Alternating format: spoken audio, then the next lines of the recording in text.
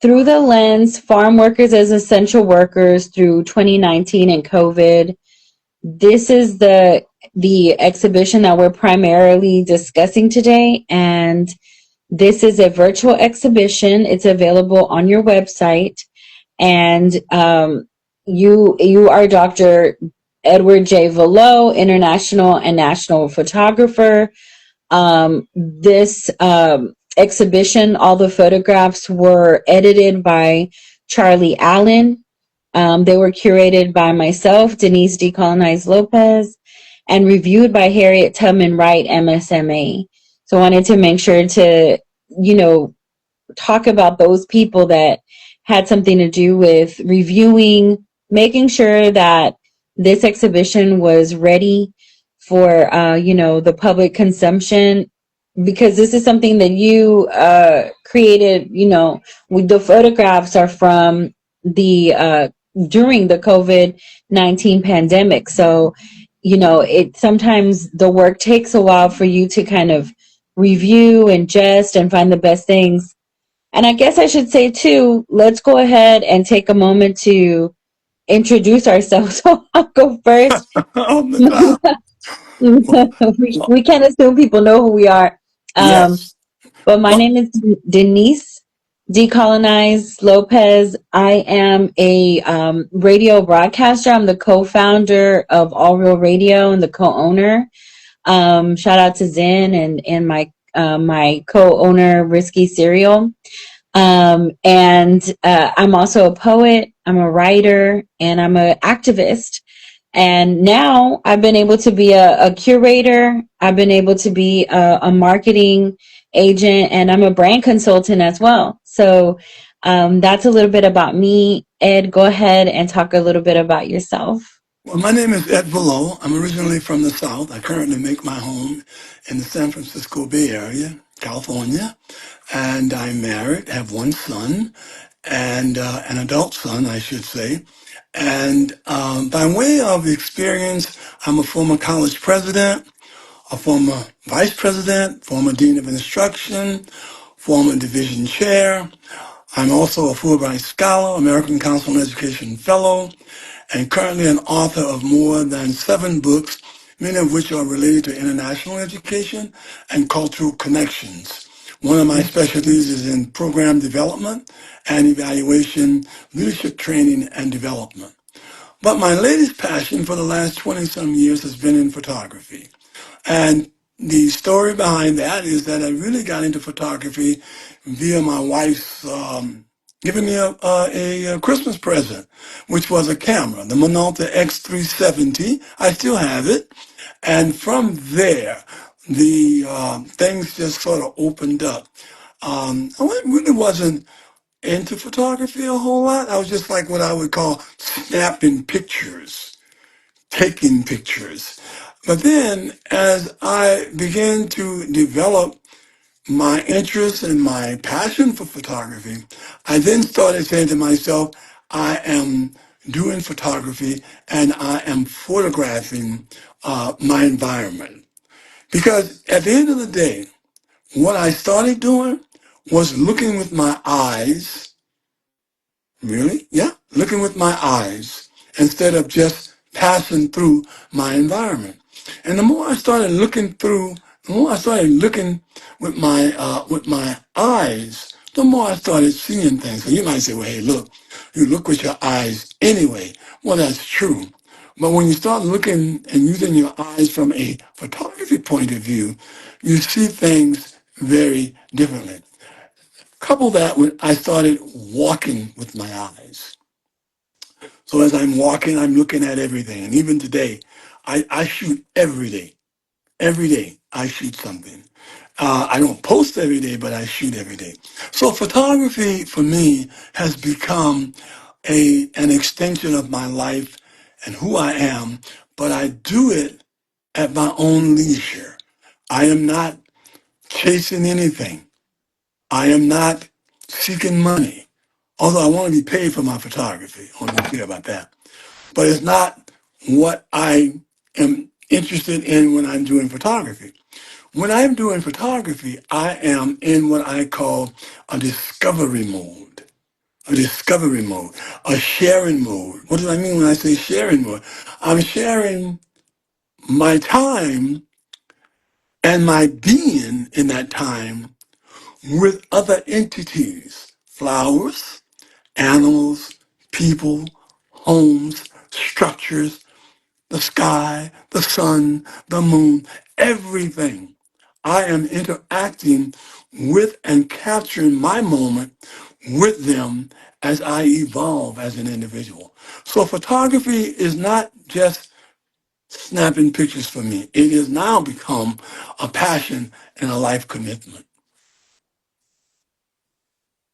So Dee, I see that you have been frozen, and I'm not sure that other people are frozen on that. And I hope that this is recording, and I'm scared to go offline because I don't know what might happen.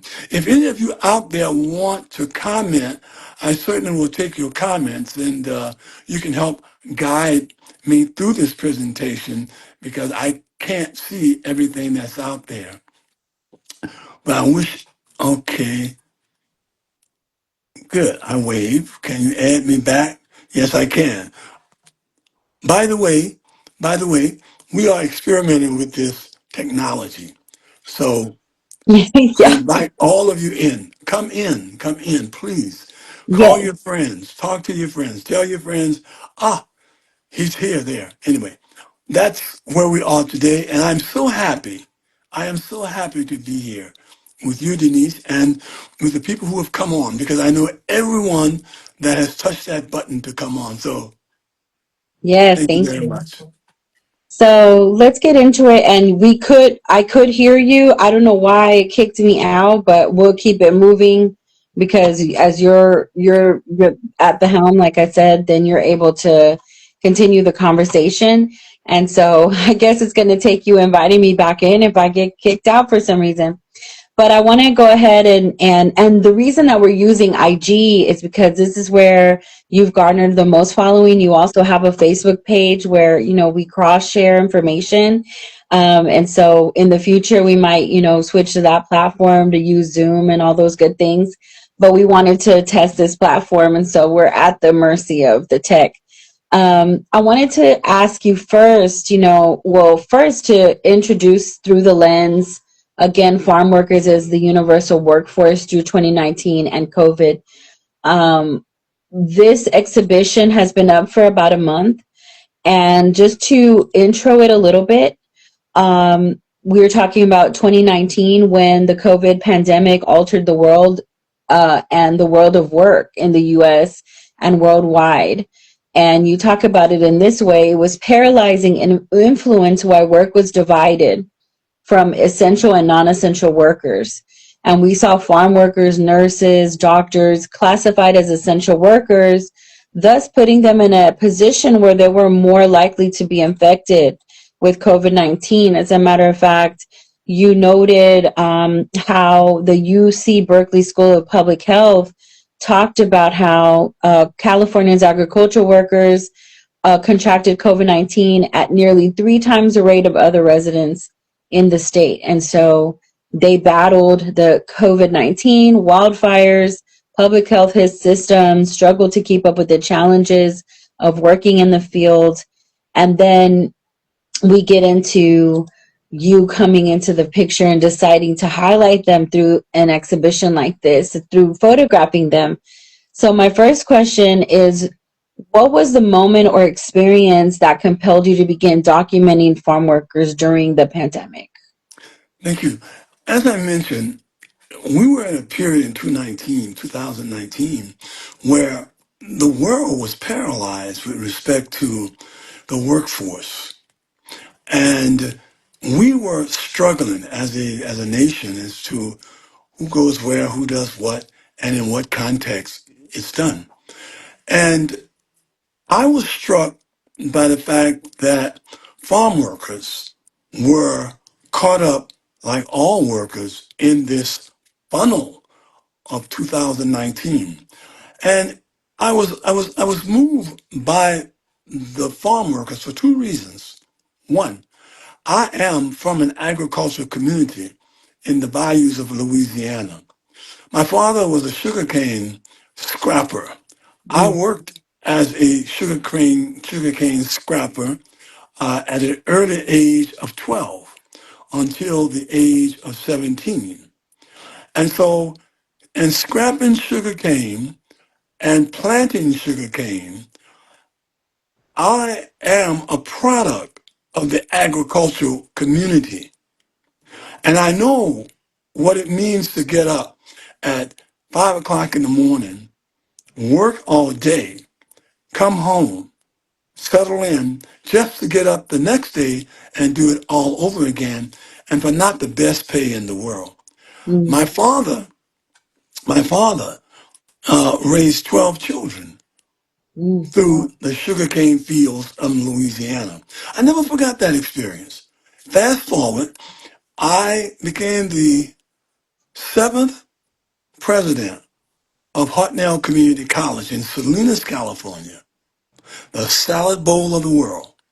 The next time you open your salad bag, look at that bag and see if it does not say Salinas. It mm, should say Salinas because Salinas is the what? Salad bowl of the world. For 12 years, I worked in Salinas at Hartnell College. We were a Hispanic serving institution. As a result of that, all of my students came from parents who were working in the fields. All of my students were children of farm workers. So when we had community events, who was at the events? Farm workers. And I mm, developed a very close relationship, not only with them, but also with the Hispanic Chamber of Commerce. And I would say that we won a lot of awards at Hartnell Community College District in Salinas, California. So my passion and my heart immediately was connected to the COVID-19 and what the farm workers were going through. They were working in the fields, feeding all of us. mm, They were putting their lives on the line, like the nurses, like the doctors, and all essential workers in that period of time. And I was saying to myself, well, where will this story come from? You should capture this story. So I drove about 100 miles from where I live for a month, every other day, going into the fields from a mm, distance, photographing people and in their work situation. I was given permission by the Farm Bureau in Salinas, access as much as I could have to the fields. Sometimes I was run away by some of the foremen who said, how would you like to have, how would you like to be in the area where you were photographed while you were working? And I would say, I understand. Okay, but I'm mm, trying to do a service here. So if you please, I got a little break from that. But this was not just the idea of going out and taking pictures. This idea was to get inside of the environment of the people who were working for a living while suffering at a higher level than the general population. This was about uncovering that story. And the exhibition is about telling their story. And if you notice in the exhibition, there are not a lot of titles. mm, Why? The reason for that is because I want the viewers to feel the expressions of the to see the expressions of the people in the fields, to feel how they're dressed, to look at how they dress, to look at the fields and see that this is their work environment. They're not working in a pristine office. They're not mm, getting free lunches. They're not going to their work by what you call fancy transportation. They don't have mm, nannies. They are leaving their children to do what? To go and cultivate the field. That to me was a story that needed to be told, and I felt the passion to tell it. So that mm. was my motivation. Wow. You touched on it a little bit, but one of my questions was about gaining trust because it's all, working in journalism, working in activism, and you want to get into a community, that's often a question. And it's also often a charge that people will come at you to be like, what gives you, or who gave you, how did you describe the process of gaining the trust within these communities in this time? And also, were you able to actually interface with any of the workers that you were able to photograph? Very good question. Um, I was part of the community. So I went to the Farm Bureau and I presented my proposal. Mm, And I asked for permission. And they said, okay, we'd like to see the photographs when they're done. That was like 3 years ago. All right. And so we're in the process of doing that also. And so the permission, when the photographer is capturing images, their presence has to be one of inviting people to be with them while they're doing what they're doing. And mhm, part of that is to extend yourself way beyond your comfort level so that the people that you're photographing, when they look up and they see you, you just can't stay behind the camera, but you must stop at that point and look at them and engage them. No, I was not allowed to go into the field.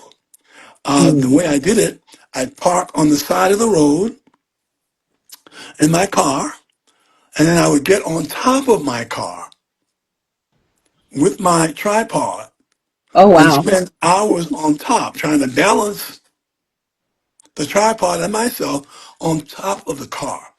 Mm. And as I was doing that, sometimes I would stop taking pictures and I would just wave my hands. And they would wave back. And I would do thumbs. I had all kind of sign languages going out there. Because you see, they couldn't come and talk to me either. In fact, one experience I had, one of the workers, I was in a strawberry field. That's where most of this took place. The guy came from the field and gave me a fresh box of strawberries right from the field. Oh, I have a wow. picture of it. I have an image of it. And then you also will see where there are guys giving me the thumb up and there are guys looking. So when I had contact, I was beaming to see it. And so I think that my connection was felt by some of my animation. Hmm. Right, absolutely. That's so interesting. You haven't mentioned if you've learned any Spanish in this process. Have you? I did, in fact, as when you said that, because when I got into the field, I would say, "Hola, ¿cómo está?" And someone would say, "Oh, fine." And I would say, I would ask them sometimes, "¿Dónde es su ciudad?" Where's your city? And Mm, and then I would say, "Muchas gracias." When one of them would pose, sometime they would pose. I would say, "Muchas gracias," mhm, and I would hear from them, de nada." Okay, and so yes, I still try and learn Spanish. I have some few words here and there. It's a beautiful romantic language, and there's just so many things that goes on within the language itself. It's a romantic language in itself, for me anyway. So yes, I did, and I felt a personal connection with every one of the pictures that I took. I felt a personal connection because I didn't just snap. I took the time to look, and that's what you're supposed to do. I right. framed it, I looked at it. So I think that I was making sure that the dignity of the workers was very much captured in the pictures. I use a telephoto lens, okay? Because I could not get in the field, I had a telephoto lens. And Mm, therefore, I was able to zoom in a lot of times. Other times, I couldn't zoom in. But I hope the audience, the listening audience, will take the time to review the exhibition. I don't know if we have any pictures to show anybody, but um, hmm. Yeah, I I hope wish we have that we any. could. I was thinking about if we could share a screen, but I don't know if we have that ability here. I'll try it in a bit, Right, but and we don't want to lose anybody. Right. And so, just to reiterate too, for the audience that's just here watching, if you have a question you want to ask, there's a question bubble on the bottom of the lower right hand side. So you can click that and add your own question, or you can always write it as a comment if you want to, just interface in a way with us. But the exhibition that we're talking about is called Through the Lens, Farm Workers as a Universal Workforce through 2019 and COVID. You can view it at Ed Valeau, and that's VALEAU artstorefronts.com, and the backslash is exhibition. So you'll go to the page, you'll find the tab that says exhibitions, and you can view it there. It is a ongoing exhibition. We haven't quite decided when we'll take it down, but it's been up for about a month now. And so I wanted to be able to talk about it, talk about the exhibition itself. There was a lot of intention with the progression when you're going through the tour. And so when you're going through the online exhibition, you can either choose to have a kind of a guided tour that you just click, or you could kind of free will, use your cursor to move around. And so you were really intentional with the storytelling. I wanted to get into some of that, and also the visual environment. Let's start with the visual environment of Salinas Valley first. Okay. How does that influence, how did that influence the way you framed and composed the images? Well, as you know, Salinas Valley, as I said earlier, is probably one of the richest, most fertile places in the world. Every and anything can grow there. There's a Mm, population now of about more than 400,000 people. People probably would know that area through what they call Monterey County, Pebble Beach, okay? The okay. famous golf course that Tiger Woods played at, Clint Eastwood, Leon Panetta. These are all some of the famous people that are there. But the community itself is it's a it's a community where it's very, very supportive of each Mhm. other. They work to help the community. The foundations always keep the community in mind. The two colleges, the two community colleges, Monterey Peninsula College, Hartnell College, all the schools all work together to support the community and work with the students. So it was for me an inviting, loving community. And I wish I could have stayed there for 20 years, but my time was up at the time that it was up, and some great things happened there. So the community, as I said, is an open community. And I missed the last part of your question. Just talking about like how the visual environment Yes. of Raleigh like influence how you compose your images. Well, the images were all composed in the fields. Now, the fields, that is the work environment. That's the work environment. I'm currently writing a book, a 6 series book called Our World of Work. Hmm. And the first one will be out shortly. We'll talk about that later. But I framed it in the context of what environment are these people working in? And you will see in the exhibition, you will see farms. You'll see rows and rows of fields. I'm familiar with that because when you go in a sugarcane field, there are rows and rows and rows of sugarcane in those fields. I worked in those fields. So for me, looking at the environment, i.e. the fields, I could sense uh, the movement. For example, the one exhibition where you see 3 or 4 people walking into the fields. Well, what that was intended to show is that people are going to work, Hmm. and if you watch the bodies, there is a hurriedness in these bodies because Hmm. they have to get from one quadrant of that field to the next quadrant because they're harvesting or they're planting or something. The other part of the environment was the harvesting of the product right there on the site. So it's from the field to the market. So what you will Mm. see is people working behind a plow, working behind a mechanized plow, a machine, which is picking up a cabbage, picking up vegetables and putting it in a box, picking up lettuce and putting it in a box. Mechanized in that way, but guided by the people in the field.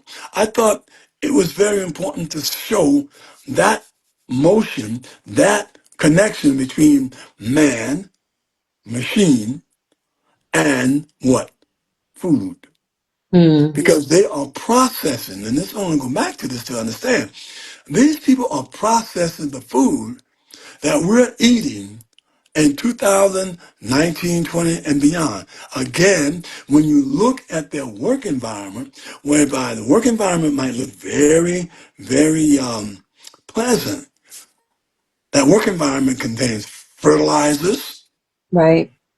it Mm-hmm. contains water that's been recycled, perhaps, it contains people who are very close to each other who may have COVID but cannot afford not to be there. So all of Mm. these elements are shaping the work environment. So I'm looking at these things. So every picture that I'm looking at the background and saying to myself, wow, this is what this person is doing. Or when you see a lady sitting on in a row with a little basket, a little wheelbarrow, a little small wheelbarrow basket, putting strawberries in that basket.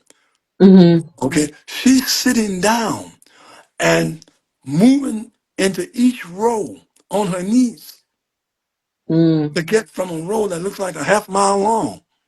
Wow. Yeah. Okay, and when they finish, every product, when you see them, you will see that what they have, their product goes to the truck and to Mm-hmm. the what? Marketplace. So Yeah. I'm looking at this.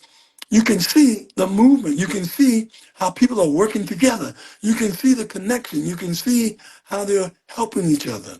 For what? The development of the product. Then there's a picture in there where you're looking at water. So you asked me about environmental condition. Water. Water is what? The source life of agriculture. So you'll see a guy in the fields and the water is just going sprinklers. And he's in that water. So he's managing the flow of that water. Mm-hmm. Then you will Mm-hmm. see pictures where trucks and tractors are moving in and out and in and out. Because what are they doing? They're moving in to come get the product, and they're moving out to take the product to market. Mm-hmm. And Right. where those products sit on, they sit on pallets. So you'll see some blue pallets, and that's how they stack up the product to go to market. So I was very much in tune to the environment again because it's my environment, it's my background. Now I might Mm-hmm. have a suit on every day, and I might have, what we call the proper attire, suit, tie, coat, dressed up. But in the back of that, let's not forget where you came from, and let's not forget where you are, and let's not forget the synergy of those two environments that places you at the nexus with a camera. Mm-hmm. Absolutely. Oh, beautifully said, Ed. So let's get into this too, because this was part of like my motivation that I was like, we really should do an artist talk, not only because it's necessary, we've done this work of this exhibition, but also because the social climate right now, where a portion of the population that make up of farm working communities are under attack. The threat Yes. of detention and deportation, widely being apprehended in normal social situations, and at work in the field. So there has been the conversation about how early on in talking about ICE, immigration, detention, that the Trump administration had mentioned that they would not go into the fields. But we saw in the last month and a half, that promise was reversed, and workers in the fields were being chased. They show up to work, they're being chased, they're nervous about showing up to work, and now we're talking about how there seems to be a lack of workers. At least half of the estimated 255,700 farm workers in California are undocumented, according to some recent research. The strawberries are still ripening under the sun, they're saying, in Santa Maria, but the atmosphere in the fields is anything but calm. So you have an environment that is reaping, that is growing, that's not stopping because the work has been done. And we're in the middle of this time that these fields are growing the food, and harvest is coming, right? Strawberry time is here, all these things.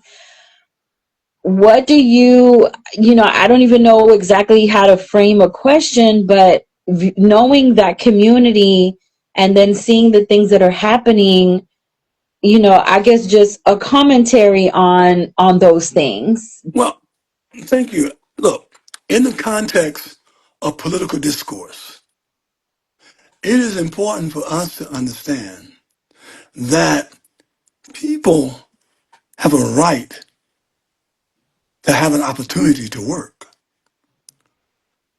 Farmers, and I know this for a fact, having lived in Salinas for 12 years, farmers are very supportive, to the extent that they can be, of their workers. They create opportunities for their workers. They ensure, to the best they can, housing. They ensure, to the best they can, health care. And for a population that serve us, that provide us with food, that give us an opportunity that we are not going to, on our own, be a part of. You don't see any Americans going into the sugarcane fields. Mm, You don't see any Americans going into the strawberry fields, corn fields. You don't see Americans most time at all going into any fields. So let's be clear. In the context of political discourse, we are in a tragic, inhumane, uncalled for situation that's impacting not just the farm workers, it's impacting children. It's impacting the health of children. It's impacting the food chain. It's impacting lives. And for us to be so careless and cavalier as to go into the fields on horses to get one or two people under the context that you're a criminal. I didn't know that this presentation or this exhibition that I'm doing, I didn't know that it would be coinciding with the tragedy that's taking place. All I was trying to do was show the commitment, to show the passion mm, of a workforce that was identified as essential workers. Question, are they still not essential workers? Are they no longer essential workers? Has the problem been solved? Are we working on the problem? mm-hmm, Who are the people in the fields?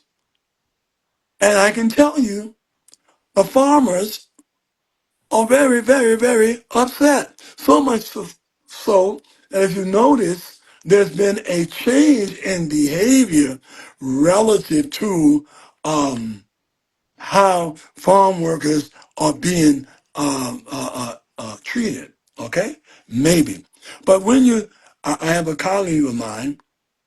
Mm-hmm. Oh, Dr. I want to, Dr. Webb. Dr. Webb is a colleague of mine, and she also is a supporter of Velo photography.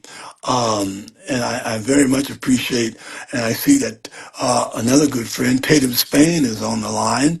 I've known Miss Spain for, my goodness, we won't even talk about how long. So I want to take a what do you call it, a commercial break, Sure. unpaid. And thank all of my friends for coming and giving me their time to hear this artist talk. It reaffirms my work, and it reaffirms my commitment, and it reaffirms my voice. And I would ask all of you who are on this line right now, text a friend, tell them to get online, and just be a part of it. Having said that, I think it's very important that we have to we have to be about helping others. Okay, and if this exhibition, if people bought anything out of this exhibition, the money, all of it, will go to the San Mateo County Foundation for Farm Worker Students. Mm-hmm. Okay, you can go online, whatever you have to do. So to answer your question, in the context of political discourse, it is not something that we can say is America's proudest moment. Absolutely. Yeah, and so part of, and like you said, we didn't know putting this out at the beginning of June that it would coincide with, what is happening. But I think that it is this a magnificent opportunity to look at something and, like you said, recognize commitment, passion, knowing, people that will go out there knowing that they can get sick at times that we were, forced to be inside and, really frightened into, certain situations, but they knew that we needed to eat. I remember, Instacart and all these things that just gained notoriety by that time. And so we don't think about who's behind making sure that we're still able to make the meals we want to have. We Right, want it right, and those type of things. right. So, very well said. And you talked about this a little bit. I have two more questions for you. And like I mentioned, anybody who's watching, if you want to ask a question in particular, you can go look at the exhibition. Now we're on Instagram. So when you go to Ed's Instagram, where he's broadcasting from, in the bio, there's a link there that will take you to his website. It's a store, but it also holds the exhibition, and so you can view everything there. What do you hope audience take away from seeing the images, especially those who've never thought about where food comes from and who's working the farms? Well, first, very good question. The latter part of what you just said is understand that there are people with children, with families, extended families, who want the same thing all of us want: decent housing, shelter, decent housing, food, an Mhm. opportunity for their children to become educated, good health, and an opportunity to become all that they can be. Okay? The same thing. So when we're talking about farm workers, we're talking about me and we're talking about you. They are quote unquote workers. When you look at, what I want the audience to understand is that, look, when we look at our world of work, there's one central thing that binds us all: work. Mhm. I don't care where you're from. I don't care what color you are. I don't care what size you are. I don't care what your age is.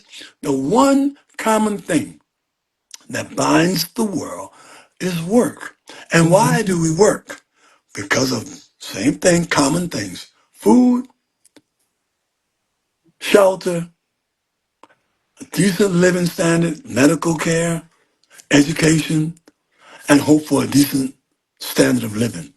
I want the audience to understand that these people are just like us and we are just like them.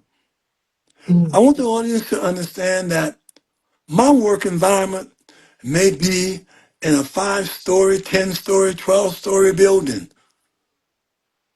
governed by controlled heating, air conditioning, lighting, food, camaraderie, technology, everything that you can imagine. That might be my work environment. Mhm. Someone else's working environment can be just a house where they go there and they clean it every day. My work environment when I was a child was a sugarcane field. Mhm. Later on, my work environment was in a spanking, what I call it, pristine office as a college president. Mhm. Mhm. The images that you see in this exhibition, I want you to understand that this is their work environment. And they're working for the same things that we're working for. But their conditions might be less ideal than our condition. Mhm. Their situation might be more dire than our situation. They're doing more for us than we're doing for them. They're providing food. Yes, they're getting a salary. Yes, they are. But it's not always competitive. Mhm. They're not always in control of the environment that they work in. Few of us are, Right. but we do have some say so. Now, at the end of the day, we all have to work. That's the work that the farm workers are doing. Understand that that work is undergirded by dignity. That work is undergirded by spirit. That work is undergirded by a need to feed family. That work is undergirded by a pleasure in what they do. Might not want to do it forever, Mhm. but that work does give some joy and pleasure. Why do I know that? I know that because I worked in the sugarcane field. I know that because I work milking cows. I know that because I scrub floors and toilets. Okay? I enjoyed the work. Didn't want to do it forever, but I did it. Mhm. And I want the audience to see the faces. I want the audience to see how people are dressed. I want the audience to see what tools people are using. I want the audience to see. That's it. I want the audience to see and Mhm. form your own opinions. Yeah. Well, Does that answer your question? yes, absolutely. So, and I'm just thinking because I think now I've been working with you on, marketing your work and getting it out there, And doing an you know, excellent job too. thank you. But I've been able to see, and it's interesting because people that are familiar with your work, they see a lot of, you travel. So you have seen many faces working. You have seen people in markets. You've seen people in musical environments. You've seen people on lakes, what have you. And so this is such an interesting and different to me collection, a different kind of series than I think we're used to seeing because we see a lot of landscape, we see a lot of beauty and birds and places that people want to go and touch. But this is a little different than that. And again, I invite people to the website. Like I said, you can access it from the Instagram page. Click the links. It's going to be the second link, the Through the Lens Farm Workers, and experience that because this might not be a place where everybody wants to be, right? Working in a field bent over, water and pesticides and things like that. But it is a real place, and it holds its own beauty because these are people that are human. Um, and, it's important to see that at this time. My last question, even though, I mean, and we could go on, just talking about so much, but I wrote down some things that just stood out to me. The salad bowl and the imagery of that. Um, the trust, that coming up with a proposal, the impact, the tragedy of the thing, commitment, passion, being essential, and what that means.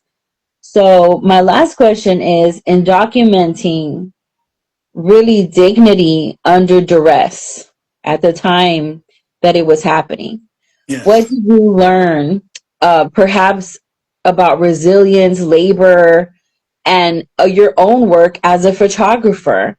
What did you learn from documenting the farm workers? Oh my God.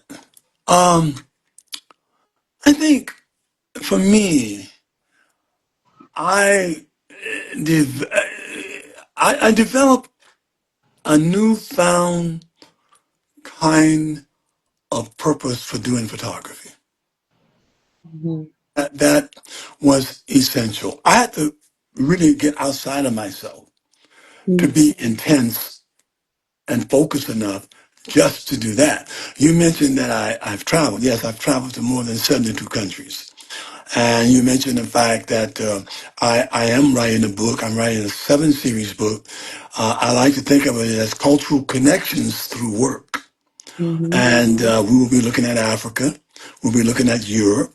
We'll be looking at Asia in terms of that workforce. But when I look back at what we did, I grew to be more sensitive about people and their circumstances and people and their work.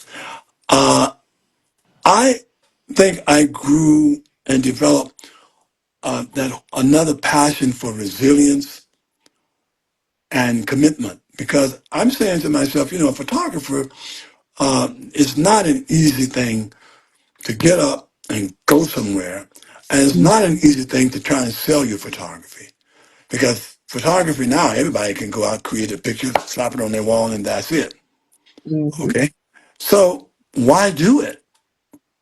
Because what it opened up for me in this one is that the lens, I learned, is a very powerful tool for telling stories. Mhm. Very powerful tool for helping people to get outside of themselves. I got outside of myself. I got outside of myself, although I thought I was already outside of myself. But I was not. And when I was processing the pictures, you and I were processing the pictures, I think I became a better storyteller. Mhm. I had not, in fact, this work has stimulated me to probably put together a photo essay. And so I grew in that way. And I already was sensitive to the work of what farm workers are doing. But I think I developed a higher consciousness for that level of work by the people who are doing it. Mhm. I became irritated in the process because I was saying to myself, well, what else can you do? What else can you do?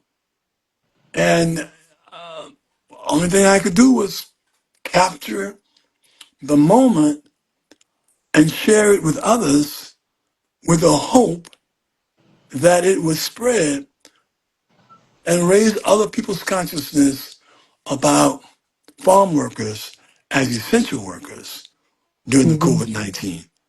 And if 5 people went and looked at it and said, okay, I liked it, then my mission has been created. Uh, Mhm. I'll share what Dr. Webb says. What you've captured through photography is remarkable. Yes, your lens is distinctive and much more than the physical instruments you have used. Grateful for what you do and opt to share. Mm, Thank you. Thank you yeah. very much, Dr. Webb. Thank you. Thank you to everybody that checked in and watched this live and, took time to comment. We talked about faces in the field. We talked about, like we said, um, your past experience in Louisiana as a sugarcane scraper, getting on the inside and what that takes. I hope that people are able to, especially photographers, walk away with, some knowledge on what it takes. It's not easy work, like you say. We all have a camera now on our phone, and some of them are, great cameras, and so we think we're all photographers, but it takes a little bit more when you decide to tell a story, And so, like Dr. Webb said, I'm grateful for the work that you have done and that you're capturing and the storytelling. I'm all about that, all about that. And so it's been a wonderful journey to see. So again, you can go to Ed Velo, with let me say it again, edvelo.artstorefronts with an s.com. I shared it in the comments, and you can also click the link on the Instagram to go view the exhibition, through the lens farm workers as the universal workforce through 2019 and COVID-19. So any last words before we end this conversation? And again, when you close out this talk, make sure to save it. We want to be able to share it across all the platforms, and we invite people to follow on Facebook, to go and look at the art, because as you mentioned, all of the pieces from the exhibition are available to purchase. You can get them in various sizes. You can get them framed, unframed. You can there's a couple of options for other, kind of materials, sizing. And so we invite you to do that, because those proceeds from those sales will go to, say again? The San Mateo County Foundation. Wonderful. Okay, Ed, some last words on farm workers as essential workers. Farmworkers as Essential Workers was a project that was self-assigned. All of my projects are self-assigned. And I try and get people to support me to go do those projects, but they're self-assigned. That was a self-assignment, and so I take great pride in presenting it to all of you, and hope that you will take an opportunity to simply broadcast it on your system. Just simply want you to look at this at below, blah, blah, blah. But whatever you can do to broadcast it, it will be very much appreciated. Follow me on Instagram, Facebook, and don't be a stranger. I'm always around. Thank you very much, Denise, for giving me this opportunity. Um, your service and your work has just been outstanding, and for whatever we do, it is because you're always there and always very productive with me, and so I can't thank you enough. Absolutely, Ed. It's a pleasure. And you can find out more. And we've had conversations with Ed before too at All Real Radio. You can find me there. I'll make sure to wear my button, make sure I'm representing. So we're all a family here between, California and Houston, Texas. So we're able to reach each other in that way. So I'm grateful. That's it. Make sure to go follow. Uh, like Ed mentioned, please forgive any technological things that Oh were yes, beyond us please. today. And it's Wednesday, it's Hump Day, so hopefully, I always say this on air. Hopefully, you're halfway through that to-do list that I know that you productively started on Sunday to get through, and that we're all off to a great weekend, and that we're thinking about people beyond ourselves, in all of the work that we do, and knowing that we are all connected. Denise, I'd just like to say, those of you who know of art galleries, And those of you who know of libraries and they're looking for someone to come and speak or looking for someone to demonstrate or to exhibit their work,